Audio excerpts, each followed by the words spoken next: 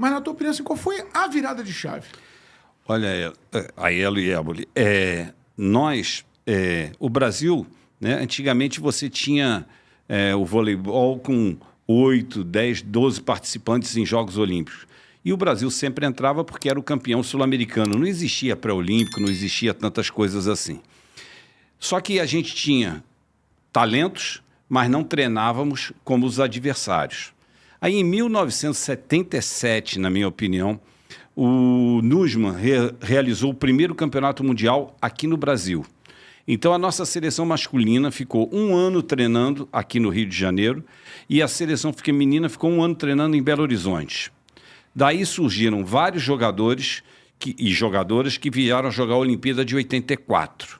Só que teve a Olimpíada de 80, que foi a primeira que teve a participação do nosso voleibol feminino. E a nossa seleção masculina terminou em 5º lugar, que foi uma colocação fantástica, ganhando da Polônia. E aí o Nussmann, quando regressou para o Brasil, veio com o Antônio Carlos Magalhães, o Braguinha. Uhum. E aí foi ao CND e começou a entrada das empresas patrocinando as nossas equipes. Então, a nossa primeira geração que conquistou, que abriu as portas para todo mundo e tal, foi aquela de 84, com o Bebeto de Freitas comandando. Geração de prata. Isso. Depois, nós tivemos uma boa participação em 88, que foi a única vez que o vôlei brasileiro voltou de uma Olimpíada, depois de 84, sem medalha, ficou 4º no masculino e 4º no feminino. Depois, a gente ganhou em 92, quando ninguém esperava. De maneira inesperada. Inesperada. Né? Se chegassem para o Brasil antes da Olimpíada... É uma seleção cheia de histórias maravilhosas. Se chegassem na Olimpíada e falassem assim, o Brasil vai ser 5º, o Brasil não tinha classificado para as finais da VNL 30 dias antes, mas lá fez um voleibol revolucionário, um voleibol fantástico e tal, e o Brasil conquistou aquela medalha. Com um garoto no comando, José Roberto Guimarães. E aí o que acontece? Eu digo sempre, para mim, hoje nós temos os 2 melhores treinadores do mundo, Zé Roberto e Bernardinho, que são filhos do Bebeto. Né? O Bernardinho foi auxiliar, Bernardinho e Zé Roberto juntos foram auxiliares do Bebeto em 88, 89 e tal. Depois começaram a ter as suas carreiras solos e os dois vêm trazendo essas conquistas. Mas nesse final de anos 90, início de anos 90, o Brasil era o país que mais treinava e mais fazia intercâmbio internacional nas nossas seleções de base. Só que era um período que, nessa fase toda, no máximo chegou o dólar a 3, mas teve época que era 1 por 1, 2 por 1 e tal, no máximo 3. À medida que o dólar foi aumentando, fica difícil de você manter as nossas equipes lá fora em treinamento, a nossa base principalmente. Os adversários, por saberem que o Brasil fazia isso, passaram a treinar também na mesma quantidade que o Brasil e também passaram a evitar do Brasil ir lá para fora fazer tanto intercâmbio. Eles falam, nós estamos treinando o Brasil.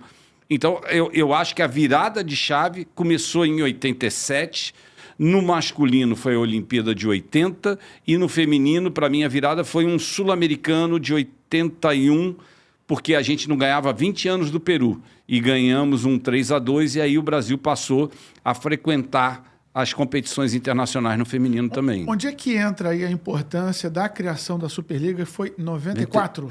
Eu acho 92, se não me falo. Pode ser 92 ou 94. Início da década de 90, né? Ali, a Superliga. Onde é que ela contribui nisso aí, nessa estrutura toda? Olha, a Superliga, né? A gente teve muitos...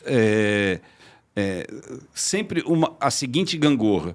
Quando a gente conseguia bons investimentos, ou o dólar estava baixo, a gente trazia todos os grandes jogadores para jogar aqui dentro. Quando a gente não consegue, eles vão lá para fora, a gente não consegue mantê-los aqui, eles vão lá para fora, sempre abriu espaço para o surgimento de novas gerações. Então, a própria geração do Tandy, Giovanni, que vieram a conquistar aquela medalha em 96, Marcelo Negrão, todos eles... Até o ano de 94, 93, todos eles jogavam no Brasil.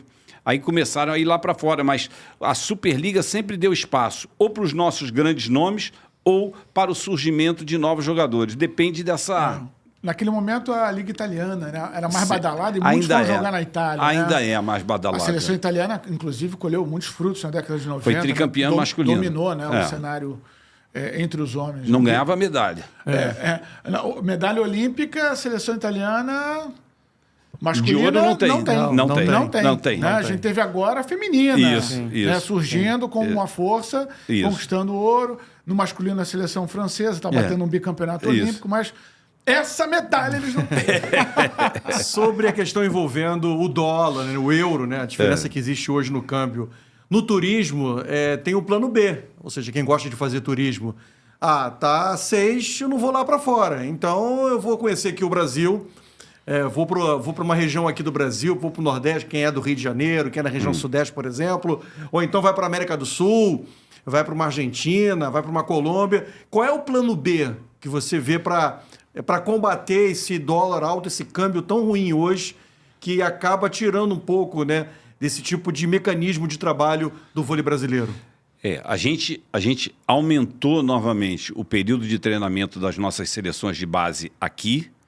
E, para mim, a maior conquista que a gente teve de 2 anos para cá, 1 ano para cá, foi que a gente fez um convênio com a região de La Moselle, na França, e a gente instituiu uma base, um centro de treinamento em Metz, na cidade de Metz, em que nós podemos levar as nossas seleções de base. Até as nossas seleções adultas também estiveram lá treinando, porque às vezes você joga na China, no Japão, tem que voltar ao Brasil para depois voltar para lá. Então, passou a ser um porto seguro, um pouso seguro para as nossas seleções, para as nossas duplas, mas, acima de tudo, as nossas seleções de base vão para lá, ficam 10, 15 dias treinando, e as seleções dos outros países vão até essa região, que para eles é perto, e a gente faz diversos jogos internacionais, um intercâmbio muito bom, e eu tenho certeza que a nossa garotada vai voltar a conquistar uma experiência internacional desde cedo,